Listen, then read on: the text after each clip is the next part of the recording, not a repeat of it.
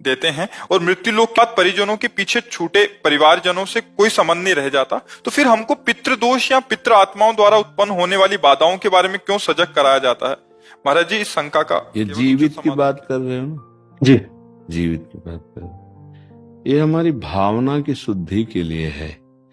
अब हम जैसे हमारे पिता पधार गए और उनकी हम संपत्ति का उपभोग करते, उन्होंने हमारा पालन पोषण किया, उनका हमसे संबंध नहीं, लेकिन हम तो जीवित होकर उनका संबंध मान रहे ना। अब हम जब उनको सुकृत दान करेंगे, भजन का, दान पुण्य का, पिंड का, तो जिस योनि में होंगे उनको प्राप्त होगा, वो उनकी उन्नति होगी। अगर वो किसी कर्म के दंड विभाग में हैं, नरक आदि में, आप यहां भजन कर, उनका उत्थान हो जाएगा, उनका मंगल हो जाए। वो आपका संबंध नहीं मान रहे, लेकिन आपका संबंध है, आप जीवित हैं। आपका स्थूल शरीर जब पड़ा होता है सैया में और आप स्वप्न देख रहे होते हैं, तो आपका स्थूल जगत और स्थूल शरीर से कोई मतलब नहीं होता, लेकिन मतलब है, जगने वाले को स्थूल से मतलब होगा ना। ऐसे ही जब शरीर छूटता है तो इस स्थूल जगत का उसका संबंध विस्मृत हो जाता है, लेकिन आपका जागृत है तो आप उसका कल्याण कर सकते हैं, क्योंकि वो आपका पिता रहा है। उसको पता नहीं है, उस समय उसको ज्ञान नहीं है, लेकिन आपको पता है, तो आप उसका मंगल कर सकते हैं भजन के द्वारा, तीर्थयाटन के द्वारा, पिंडदान के द्वारा। अगर आप नहीं करते हैं तो आपका कर्तव्यहीनता होगी, क्योंकि आपका कर्तव्य बनता है। उन्होंने आपके लिए जो भी किया, अब वो चले गए, उनका कर्तव्य खत्म हो गया आपके प्रति। अब आपका कर्तव्य उनके प्रति है, क्योंकि वो आपका पिता का संबंध था। अब उनका मंगल होना चाहिए।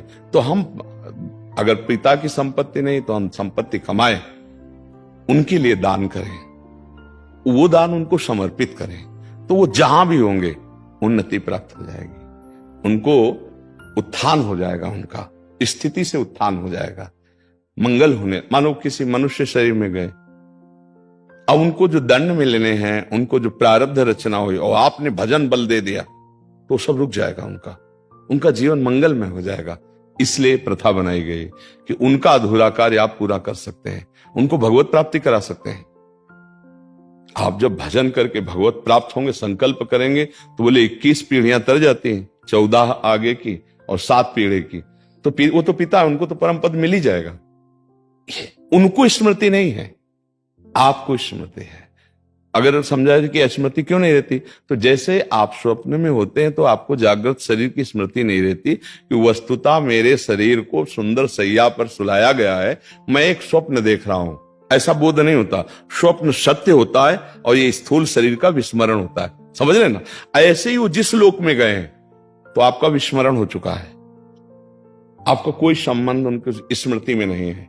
वो जहां है, जैसे अभी आप आए हैं, तो आप कहीं से आए हैं ना, पूर्व में कहीं ना कुछ थे, आपको कोई स्मरण नहीं है। लेकिन यदि पूर्व में आपका कोई संबंधी ऐसा है जो भजन तप और आपको, तो आपका ज्ञान विज्ञान प्रकाशित होने लगेगा, अचानक आपकी स्थिति बदलने लगेगी, शरीर की, स्वभाव की और वैभव की, क्योंकि आपका संबंधी कोई संकल्प कर रहा है। इसीलिए जब कोई भगवान का भक्त पैदा होता है, तो जो पितर अन्य लोकों में होते हैं, उनका परम मंगल होना निश्चित हो जाता है, तो वो कुल धन्य माना जाता है, वो धन्य हो गया। सो कुल धन्य उमा सुन जगत पूज्य सुपनीत, क्योंकि सतरत सा लोकांतार्य। अब उस कुल में पैदा हुआ, वो चाहे नरक में पितर हो चाहे स्वर्ग में हो, दोनों बंधन युक्त हैं। एक सुखास्पद है, एक दुखास्पद है, लेकिन दोनों से पतन होता है, दोनों गिरते हैं। नरक भोग कराते हैं, स्वर्ग भोग कराते हैं, लेकिन भजन बल वो उनको परमार्थ की स्थिति, परम पद प्रदान कर सकता है। अब पुत्र अपने पिता माता की क्या, पीछे की पीढ़ियों को, पितामह आदि को भी परम पद प्रदान कर सकता है। तो ये बात है, उनको हमारा संबंध खत्म हो चुका, हमारा कर्तव्य उनके संबंध का निर्वाह करना है। जैसे बहुत लोग हैं, पिता के लिए गया श्राद्ध आदि करते हैं, यज्ञ कराते हैं, भोज कराते हैं, पिता के निमित्त वो उसको सुकृत प्राप्त होता है। जाकर के पिता के निमित्त से भागवत कराते हैं, जप करवाते हैं, कीर्तन करवाते, ये सब उसको प्राप्त होता है। तो वो जीवात्मा जो पिता बन के आया था, उसको पता नहीं है पर आपके इस दान पुण्य के बल से उसके जो दंड विधान थे वो क्षमा हो जाएंगे और आगे बढ़ जाएगा। इसलिए कहा जाता है कि जहां पुत्र हुआ, परिवार में संतान हुई, चाहे वो बच्ची हो चाहे बच्चा हो, तो को पिता प्रसन्न होता है कि अब हमारी दुर्गति नहीं होगी। ये भजन साधन, अगर हमसे चूक हो गई तो ये भजन साधन के द्वारा मंगल कर देगा। लेकिन यदि ऐसा ना हुआ तो फिर पुत्र का होना ना होना बराबर है। इसलिए माना जाता है ना, संतान हो गई, हमारी आत्मा है, ये हमारे लिए कुछ करेगा। अगर हम चले भी गए तो हमारा कल्याण ये करेगा, क्योंकि हमारा वंशज है, उसके संबंध से उसको प्राप्त हो जाता है।